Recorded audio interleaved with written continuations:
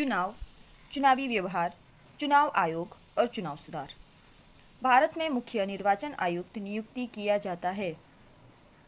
राष्ट्रपति द्वारा भारत में मुख्य निर्वाचन आयुक्त नियुक्त किया जाता है राष्ट्रपति द्वारा। संविधान के किस अनुच्छेद के तहत निर्वाचन आयोग का गठन होता है? संविधान के 324 अनुच्छेद के तहत निर्वाचन आयोग का गठन होता है। मुख्य निर्वाचन आयुक्त के पद का निर्माण किया गया है। संविधान द्वारा मुख्य निर्वाचन आयुक्त के पद का निर्माण किया गया है। निर्वाचन आयोग के मुख्य निर्वाचन आयुक्त के अतिरिक्त वर्तमान में कितने सदस्य हैं? तो वर्तमान में 2 सदस्य हैं। मुख्य निर्वाचन आयुक्त को हटाया जा सकता है। राष्ट्रपति द्वारा संसद की स्वीकृति से मुख्य निर्वाचन आयुक्त को हटाया जा सकता है। निर्वाचन आयुक्त का कार्यकाल 6 वर्ष या फिर 65 साल का होता है। 6 साल उनको कार्य करने का होता है और अगर वो 6 साल के ही बीच में 65 साल के हो जाते हैं तो भी उनको निवृत्ति मिल जाती है। इसका मतलब ये है। अन्य निर्वाचन आयुक्तों को हटाया जाता है। राष्ट्रपति द्वारा मुख्य निर्वाचन आयुक्त की सलाह से अन्य निर्वाचन हुए व्यक्तियों को अपने पद से हटाया जा सकता है। मुख्य निर्वाचन आयुक्त के कार्यकाल के दौरान उसकी सेवा शर्तों में अलाभकारी परिवर्तन किया जा सकता है। हाँ, किया जा सकता है। हाँ, नेक्स्ट, क्या राज्यपाल का निर्वाचन भी निर्वाचन आयोग द्वारा किया जाता है? नहीं, राज्यपाल का निर्वाचन आयोग द्वारा नहीं किया जाता है। निर्वाचन आयोग में मुख्य निर्वाचन आयुक्त के अतिरिक्त कितने सदस्यों को नियुक्त किया जा सकता है? तो मुख्य निर्वाचन आयुक्त इसके अलावा निश्चित संख्या निर्धारित नहीं है कि कितने सदस्य नियुक्त किए जा सकते हैं। उतने ही सदस्य नियुक्त किए जा सकते हैं जितने राष्ट्रपति समय समय पर निश्चित करें। नेक्स्ट, संसद व राज्य विधानमंडलों के लिए निर्वाचन किस पद्धति के द्वारा होता है? वयस्क मताधिकार द्वारा संसद व राज्य विधानमंडलों के लिए निर्वाचन पद्धति के द्वारा व्यस्त मताधिकार पद्धति के द्वारा होता है। नेक्स्ट, बहुसंसदीय निर्वाचन आयोग का प्रयोग किया जाता है। 1991 में बहुसंसदीय निर्वाचन आयोग का प्रयोग किया गया था। आगामी इसमें क्वेश्चन इतने से इतने तक का देखने का है। कूट और उसके कारण है। चलिए कूट देख लेते हैं, कथन देख लेते हैं। धन विधेयक संसद के निचले सदन में ही पहले पेश होता है। ये सही है। संसद का निचला सदन लोकप्रिय निर्वाचित सभा है। ये भी सही है। तो इसका आंसर क्या आएगा? इसका आंसर ए आएगा। ए और आर दोनों सही है और आर ए का सही स्पष्टीकरण है। धन विधेयक संसद का निचले सदन में ही पहले पेश होता है और संसद का निचला सदन जो है वो लोकप्रिय निर्वाचित सभा है। ये दोनों सही है। ए और आर दोनों सही है और आर ए का सही स्पष्टीकरण है। भारत का राष्ट्रपति अप्रत्यक्ष रूप से निर्वाचित होता है। उसका कारण है शासन की संसदीय व्यवस्था में राज्य का अध्यक्ष नाम मात्र का प्रमुख होता है। ये दोनों सही है, लेकिन राष्ट्रपति अप्रत्यक्ष रूप से निर्वाचित होते हैं और ये संसद की संसदीय व्यवस्था में राज्य का अध्यक्ष नाम मात्र का प्रमुख होता है। यह दोनों एक दूसरे से मिल नहीं रहे हैं। मतलब कि कथन जो है उसका कारण नहीं है। कथन का कारण ये नहीं है। ठीक है, तो ये दोनों सही है लेकिन कथन का ये कारण नहीं है। मतलब इसका जवाब बी आएगा। नेक्स्ट, विधि का शासन भारत के संविधान के मौलिक सिद्धांतों में से एक है। सही है। भारत का संविधान प्रत्येक व्यक्ति को विधि के समक्ष समानता की प्रत्याभूति देता है और न्यायपालिका को लोगों के अधिकारों का अबोध संरक्षक मानता है। तो इसमें जवाब आएगा डी में आता है। ए गलत है परंतु आर सही है। तो शासन की संसदीय व्यवस्था में राज्य का अध्ययन नाम मात्र का होता है। यहाँ पे विधि का शासन भारत के संविधान के मौलिक सिद्धांतों में से एक है। मौलिक सिद्धांत, ये मौलिक सिद्धांतों में से एक है। विधि का शासन नहीं, ये कंपलसरी है। विधि का सिद्धांत जो है तो ये मौलिक अधिकारों में नहीं है, मौलिक सिद्धांतों में नहीं है। तो ए गलत है और आर सही है। इसका आंसर ये आएगा। नेक्स्ट, यहाँ पे भारत के संविधान की सूची दी हुई है जिसमें से है 3री अनुसूची, 7वीं अनुसूची, 9वीं अनुसूची और 12वीं अनुसूची। इसके सामने हमको दिया हुआ है 3री अनुसूची में क्या आता है। तो यहाँ पे ये कुट दिए हुए हैं, हमको सही मिलान करना है। 3री अनुसूची में आएगा 3 शपथ और प्रतिज्ञा। 3री अनुसूची में क्या चीज़ का समावेश है? तो शपथ और प्रतिज्ञा 3री अनुसूची में समाविष्ट है। और 7वीं अनुसूची में है केंद्र व राज्य के बीच शक्ति का विवरण ये 7वीं अनुसूची में है। और 9वीं अनुसूची में है भारत में भू सुधार कानून। भारत में 9वीं सूची में भारत में भू सुधार कानून को 9वीं सूची में डाला गया है। और 12वीं अनुसूची में नगरपालिका की शक्तियाँ और प्राधिकार उत्तराधिकार वो 12वीं अनुसूची में है। यहाँ पे भी सही मिलान करना है। संचालन समिति, तो संचालन समिति जो है वो डॉक्टर राजेंद्र प्रसाद ने इसके अध्यक्ष थे। मूल अधिकार उप समिति के अध्यक्ष थे JB कृपलानी। संसदीय संविधान समिति के अध्यक्ष थे जवाहरलाल नेहरू। और प्रति संविधान समिति के अध्यक्ष थे सरदार वल्लभ भाई पटेल। प्रति संविधान समिति के अध्यक्ष सरदार वल्लभ भाई पटेल थे। तो इसका सही आंसर होगा 2 3 4 1। ये रहा 2 3 4 1।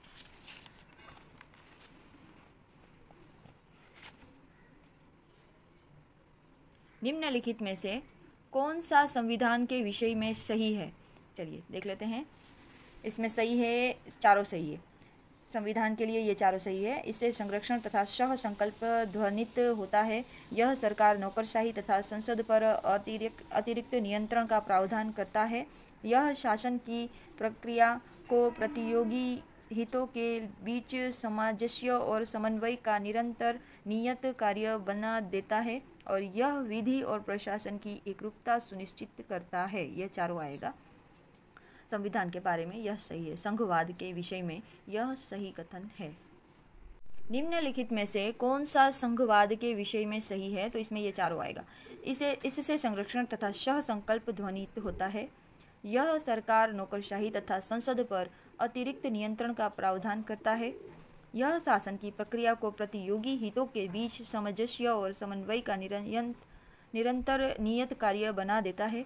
और यह विधि और प्रशासन की एकरूपता सुनिश्चित करता है। यह चारों संघवाद के लिए सही बात है। नेक्स्ट, निम्नलिखित कथनों पर विचार कीजिए। कर लेते हैं विचार। इसमें 3 और 4 सही है। तो तीसरा नंबर का है राष्ट्रपति के चुनाव में संसद के दोनों सदनों और राज्य विधानसभा के निर्वाचित सदस्य भाग लेते हैं। ये सही है। और उपराष्ट्रपति के चुनाव में सिर्फ संसद के 2 सदन भाग लेते हैं। ये सही है। चलिए इसमें भी कूट और स्पष्टीकरण है, देख लेते हैं। भारतीय संविधान न्यायपालिका की श्रेष्ठता को मान्यता देती है। यह प्रश्न की मौलिक अधिकारों पर कौन सी सीमाएं औचित्यपूर्ण की इसका निर्धारण न्यायालयों द्वारा किया जाता है। तो ये दोनों सही है, लेकिन ए और आर का कारण नहीं है। ए आर का सही कारण नहीं है। इसमें आएगा आंसर बी। ठीक है, चलिए नेक्स्ट देखते हैं। भारत का राष्ट्रपति लगभग उसी स्थिति में है जिस स्थिति में इंग्लैंड का राजा या रानी। सही बात है। राष्ट्रपति अनंत मंत्रिपरिषद द्वारा दी गई सलाह के अनुसार कार्य करने के लिए बाध्य है। ये भी सही है। तो ए और आर दोनों सही है। ए आर का सही कारण है। इसका जवाब आएगा ए। भारत के संविधान में निवारक नज़रबंदी मूल अधिकारों के अध्ययन में सम्मिलित की गई। निवारक नज़रबंदी व्यक्ति के विरुद्ध राज्य का मूल अधिकार है। इसका सही आंसर आएगा सी। मतलब कि इसका सही आंसर आएगा सी। सी में आता है ए सही है, परंतु आर गलत है। ए जो है वो सही है कि भारत के संविधान में निवारक नज़रबंदी जो है वो मूल अधिकारों के अध्ययन में सम्मिलित है। निवारक नज़रबंदी, लेकिन ये गलत है कि निवारक नज़रबंदी व्यक्ति के विरुद्ध राज्य का मूल अधिकार है। ये व्यक्ति के विरुद्ध राज्य का मूल अधिकार नहीं है। निवारक नज़रबंदी एक ऐसी नज़रबंदी है कि जिसमें अगर कोई व्यक्ति ऐसा शंकास्पद लगे कि जो अपने देश को नुकसान कर सकता है या कोई गलत काम कर सकता है, तो उसे रोकने के लिए उसे नज़र कैद किया जाता है। उसी को निवारक नज़रबंदी कहते हैं। लेकिन ये राज्य का मूल अधिकार नहीं है। ये सिर्फ देश की रक्षा करने के लिए कुछ टाइम के लिए उसे नज़रबंदी में रखा जाता है। नेक्स्ट, निम्नलिखित कथनों पर विचार कीजिए। इसमें 3 कथन दिए गए हैं जिसमें से 1 और 3 सही है। तो 3 सही जो है उसको हम पढ़ लेते हैं। 3 विधायी विषयों में यदि किसी में अति व्याप्ति हो जो संघीय विधान को प्रधानता दी गई है। और इसमें है भारतीय संविधान में अवशिष्ट शक्ति का निहित होना, कनाडा के पूर्वोदाहरण का अनुसरण करना है, भारत सरकार अधिनियम 1935 का नहीं। ये दोनों सही है। चलिए, भारतीय संघ के राज्यों का पुनर्गठन किया जा सकता है अथवा उनकी सीमा परिवर्तित की जा सकती है। इसमें ओनली 1 ही सही है, बाकी के कुछ गलत दिए हुए।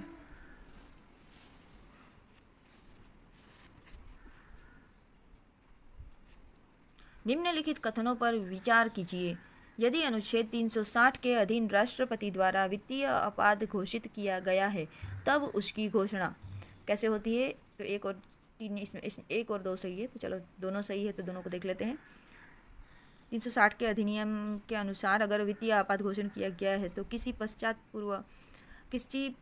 पश्चातवर्ती उद्घोष द्वारा वापस ली जा सकती है या परिवर्तित की जा सकती है और 2 मास की समाप्ति पर प्रवर्तन में नहीं रहेगी यदि उस अवधि की समाप्ति से पहले संसद के दोनों सदनों के संकल्पों द्वारा उसका अनुमोदन नहीं कर दिया जाता है।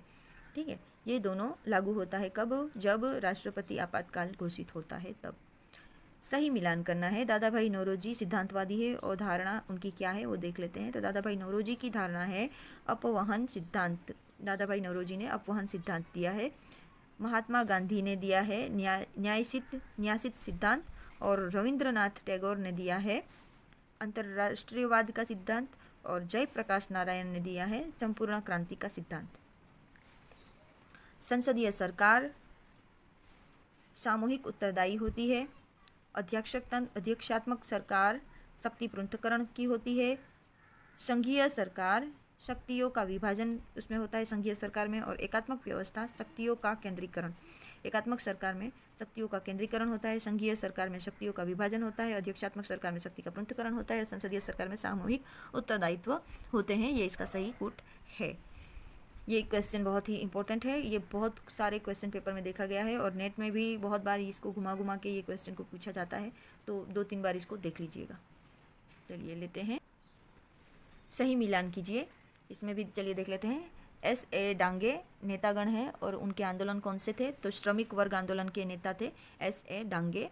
फिर A.K. गोपाल उनके कृषक आंदोलन के यह नेता थे A.K. गोपालन कृषक आंदोलन के नेता थे। चारू मजूमदार वह सशस्त्र क्रांति के नेता थे। और गोदावरी परुलेक वह थी जनजाति आंदोलन की नेता। गोदावरी परुलेक जनजाति आंदोलन की नेता थी। चारू मजूमदार सशस्त्र क्रांति के नेता थे।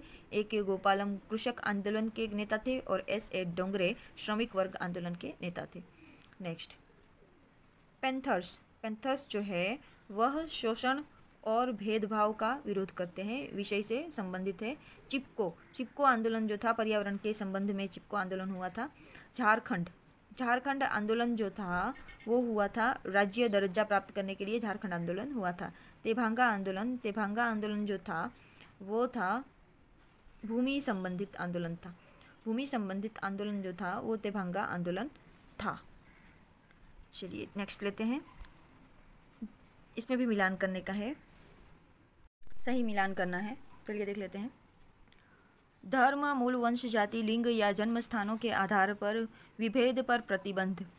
तो ये अनुच्छेद जो है वो अनुच्छेद 15 से संबंधित है। धर्म, मूल, वंश, जाति, लिंग या जन्म स्थानों के आधार पर किसी से भी भेदभाव नहीं किया जाएगा। नेक्स्ट है कारखानों में बालकों के नियोजन पर प्रतिबंध। तो बालकों मतलब कि छोटे बच्चों को कारखाना या फिर जोखिमी कार्य में नहीं रोक सकते हैं, उसके ऊपर प्रतिबंध लगा अनुच्छेद 24 में ये लिखा हुआ है। कुछ दशाओं में गिरफ्तार और निरोध के संरक्षण कुछ दशाओं में गिरफ्तारी और निरोध के संरक्षण ये दिया हुआ है अनुच्छेद 22 में। और अस्पृश्यता का अंत अनुच्छेद 17 में दिया हुआ है। नेक्स्ट, सही मिलान करना है। 53वां संशोधन किससे संबंधित है, तो 53वां संशोधन संबंधित है संविधान में नया अनुच्छेद 371C का जुड़ना। 53वां संविधान संशोधन इससे संबंधित है। फिर 61वां संविधान संशोधन, इसमें आयु सीमा, मतदार की आयु सीमा जो थी उसे घटाकर और कितनी कर दी गई थी, 18 से 21 साल की कर दी गई थी। और 74वां संविधान संशोधन जो था उसमें आएगा 74वां संविधान संशोधन 3 तरह की पालिकाओं का गठन 74वां संशोधन में हुआ था। और 79वां संविधान संशोधन इसमें हुआ था कि अनुसूचित जातियों, अनुसूचित जनजातियों तथा एंग्लो इंडियन के लिए लोकसभा में और राज्यों के विधानसभाओं में आरक्षण 10 वर्षों के लिए बढ़ाया गया था। नेक्स्ट, जवाहरलाल नेहरू, तो उनके नौकरशाही के प्रयत्न जो थे वह जवाहरलाल नेहरू ने कौन सी नौकरशाही का प्रयत्न किया था वो देख लेते हैं। विकास उन्मूल नौकरशाही का प्रयत्न जवाहरलाल नेहरू ने किया था। इंदिरा गांधी ने प्रतिबद्ध नौकरशाही का प्रयत्न किया था। मोरारजी देसाई ने तटस्थ नौकरशाही का प्रयत्न किया था और वीपी सिंह ने सामाजिक न्यायिक आधारित नौकरशाही का कोशिश किया था। यहाँ एशिया खेलों के निर्माण स्थल पर काम कर रहे मजदूरों की तरफ से एक स्वैच्छिक संस्था सर्वोच्च न्यायालय में लोकहित का मुकदमा दायर करती है और भारतीय संविधान ने लोकहित के मुकदमों के लिए प्रावधान किया है। ए गलत है और सी सही है, आर सही है। क्योंकि एशिया खेल जो है वो इंटरनेशनल खेल है, तो इंटरनेशनल के लिए हम अपने देश के अदालत में थोड़ी ना मुकदमा दाखिल करेंगे, उसके लिए इंटरनेशनल अदालत होती है। कोई भी व्यक्ति जो किसी नीति निर्देशक सिद्धांतों के उल्लंघन से प्रभावित होता है वह न्यायालय में नहीं जा सकता है। इसका कारण नीति निर्देशक सिद्धांतों को न्यायपालिका द्वारा लागू नहीं करवाया जा सकता। ये दोनों सही है, ए और आर दोनों सही है और आर ए का सही कथन है। भारत का राष्ट्रपति संसद द्वारा स्वीकृत किसी भी विधेयक को सदनों के पुनर्विचार के लिए लौटा सकता है। सही है। राष्ट्रपति धन विधेयक को संसद के पुनर्विचार के लिए नहीं भेज सकता है। धन विधेयक को पुनर्विचार के लिए नहीं भेज सकता है। इसका सही आंसर है डी, जिसमें आएगा ए गलत है परंतु आर सही है। ए गलत है, आर सही है। भारत का राष्ट्रपति संसद द्वारा स्वीकृति किसी भी विधेयक को सदन के पुनर्विचार के लिए लौटा सकता है। ये गलत है किसी भी, और आर जो है वो सही है कि राष्ट्रपति धन विधेयक को संसद के पुनर्विचार के लिए नहीं भेज सकता है। धन विधेयक को पुनर्विचार के लिए नहीं भेजा जा सकता है। तो इसी के अनुरूप में अगर हम देखेंगे तो ये किसी भी बिल को संसद में वापस वो पुनर्विचार के लिए लौटा सकता है। तो किसी भी बिल में ये धन विधेयक भी आया, जब यहाँ पे लिखा है कि धन विधेयक को संसद पुनर्विचार के लिए नहीं लौटा सकता है राष्ट्रपति संसद को, तो फिर ये भी बात गलत हो जाती है ना। भारत का राष्ट्रपति संसद द्वारा स्वीकृत किसी भी बिल को वापस विचारणा के लिए नहीं लौटा सकता है। कुछ बिल ऐसे होते हैं कि जिसको उसको पास करना ही होता है, बाकी सारे बिलों को वो वापस लौटा सकता है। बाकी सारे विधेयक को बनने से वो पुनर्विचारणा में पहले डाल सकता है।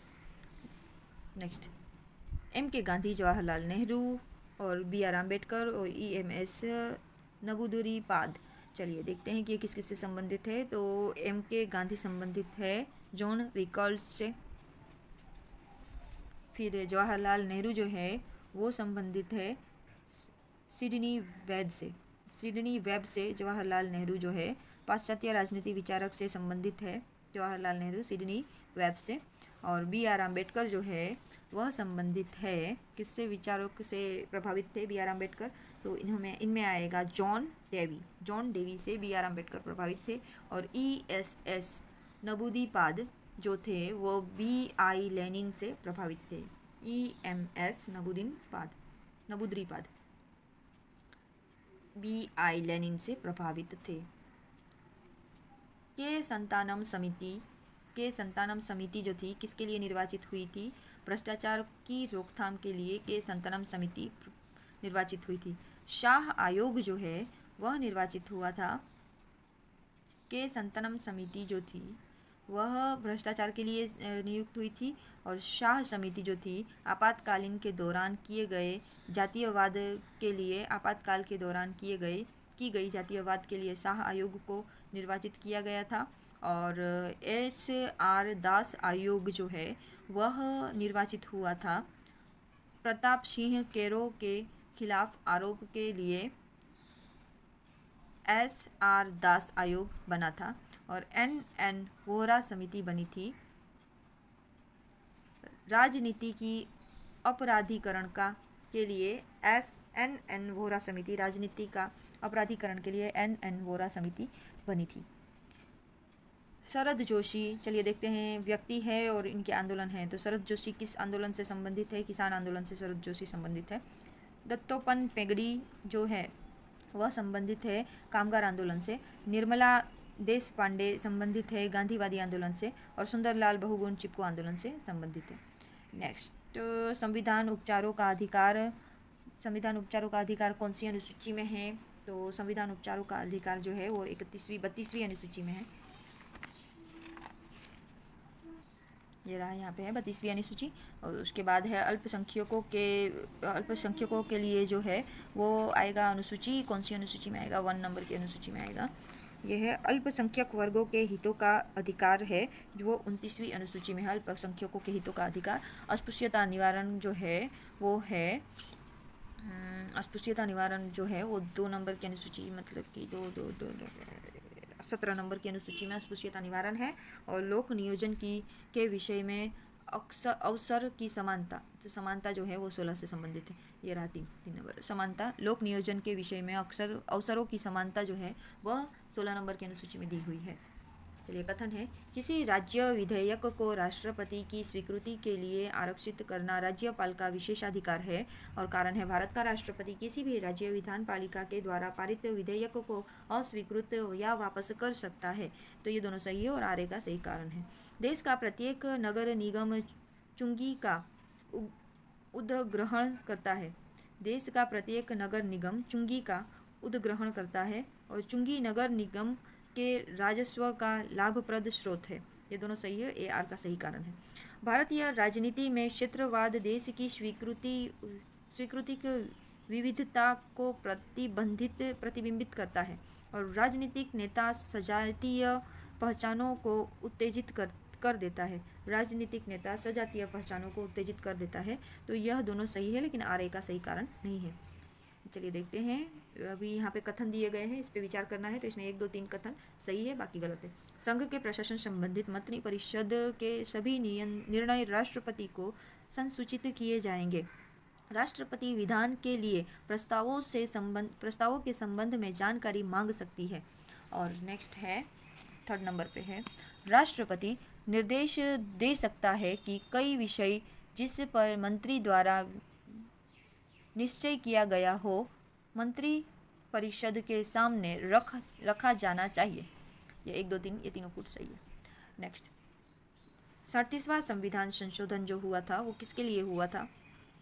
कुछ संघ राज्य क्षेत्रों में विधानमंडल के लिए 37वां संविधान संशोधन हुआ। 49वां संविधान संशोधन हुआ था। 6ठी अनुसूची में त्रिपुरा के लिए 49वां संविधान संशोधन हुआ था।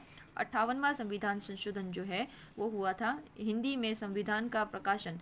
यह 58वां संविधान संशोधन में सुधार हुआ था और हिंदी में संविधान को प्रकाशित किया गया था। और 77वां संविधान संशोधन तो था अनुसूचित जाति अनुसूचित जनजाति को पदोन्नति में आरक्षण के लिए 77वां संविधान संशोधन हुआ था। नेक्स्ट, एनजीओ समूह है और यहाँ पे उद्देश्य है। तो एनजीओ का क्या उद्देश्य है? तो एनजीओ का उद्देश्य है किन्हीं सार्वजनिक मुद्दों समस्याओं से संबंधित है एनजीओ। और दबाव समूह जो है वह संबंधित है अपने चयनित क्षेत्र में श्रेष्ठ व्यक्तियों का समूह है दबाव समूह। और राजनीतिक दल क्या है? तो वह है राजनीतिक सत्ता प्राप्त करना उनका उद्देश्य होता है। अभिजात जो है अपने सदस्यों के हितों की अभिवृद्धि करना एवं राजनीति को प्रभावित करना अभिजातवादी दलों का उद्देश्य होता है।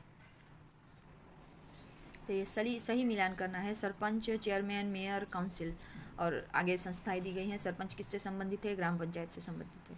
चेयरमैन किससे संबंधित है? तो चेयरमैन संबंधित है म्यूनसिपल कॉरपोरेशन से। मेयर किससे संबंधित है? तो मेयर संबंधित है म्यूनसिपल कॉरपोरेशन से। मेयर संबंधित है म्यूनसिपल कॉरपोरेशन से और चेयरमैन संबंधित है म्यूनसिपालिटी से। चेयरमैन संबंधित है और म्यूनसिपल कॉरपोरेशन से मेयर संबंधित है। और काउंसिलर जो है वो संबंधित है वार्ड से। काउंसिलर वार्ड से संबंधित है। चलिए यहाँ पे देख लेते हैं कथन। भारतीय संविधान का अनुच्छेद 14 यह नहीं प्रतिपादित करता है कि सभी कानूनों की सार्वभौमिक प्रासंगिकता है। राज्यों को युक्तियुक्त एवं न्याय संगत आधारों पर व्यक्तियों को वर्गीकृत करने का अधिकार है। ये दोनों सही है, आर ए का सही कारण है। भारतीय समाजवादियों ने श्रम आधारित कुटीर उद्योगों विकेंद्रीकरण एवं जाति व्यवस्था के उन्मूलन पर बल दिया है। भारतीय समाजवादी महात्मा गांधी से अत्यधिक प्रभावित थे। ये दोनों सही है, लेकिन आर ए का सही कारण नहीं है। सरकारिया आयोग ने केंद्र एवं मुख्यमंत्रियों के बीच महत्वपूर्ण नियुक्तियों पर परामर्श की संस्तुति की। ये भी सही है। यह भारतीय संविधान के अनुच्छेद 165 को संविधान संशोधित करके प्राप्त किया जा सकता है। ये दोनों सही है, लेकिन ये इसका सही कारण नहीं है कि किसी संशोधन से प्राप्त किया जा सकता है। ठीक है, चलिए नेक्स्ट लेते हैं। प्रवर समिति और सूची 2 में उसकी समिति के लिए किया हुआ है। तो प्रवर समिति बिल की खंडश समीक्षा करती है और परिवर्तनों का सुझाव देती है। प्रवर समिति बिल का खंडन करती है और समीक्षा करती है और परिवर्तनों का सुझाव देती है प्रवर समिति। लोक लेखा समिति, तो लोक लेखा समिति जो है वह करती है सरकारी पैसा सविवेक ढंग से खर्च हुआ या नहीं, उसके लिए लोक लेखा समिति कार्यरत है। कार्य सलाह समिति विभिन्न विषयों पर चर्चा के लिए समय का विधान करती है, समय का विनिधान करती है, समय का विनिधान करती है। विभिन्न विषयों पर चर्चा के लिए समय का विनिधान करती है कौन? कार्य सलाह समिति। प्रकलन समिति है वो कार्य करती है सदन की अवमानना के प्रश्न पर विचार करती है। प्रकलन समिति सदन की अवमानना के प्रश्न पर विचार करती है सदन समिति, प्रकलन समिति। भारतीय राष्ट्रीय कांग्रेस INTUGC इसका सही आंसर आएगा। Bharatiya Janata party BMS। भारतीय कम्युनिस्ट पार्टी इसको कहा जाता है AITUC। भारतीय कम्युनिस्ट पार्टी मार्क्सवादी जो है उसको कहा जाता है CITU। भारतीय कम्युनिस्ट पार्टी जो मार्क्सवादी है उसको CITU कहता है। ओनली भारतीय कम्युनिस्ट पार्टी जो है उसको AITUC कहा जाता है। ये राज्य पार्टियां हैं, प्रादेशिक पार्टियां हैं, उनके नाम हैं। भारतीय राष्ट्रीय कांग्रेस जो है वो देश की पार्टी है, बड़ी पार्टी है, उसका INTUC कहा जाता है। भारतीय जनता पार्टी को BMS कहा जाता है। भारतीय कम्युनिस्ट पार्टी को AITUC कहा जाता है और भारतीय कम्युनिस्ट पार्टी मार्क्सवादी जो है उसको CITU कहा जाता है।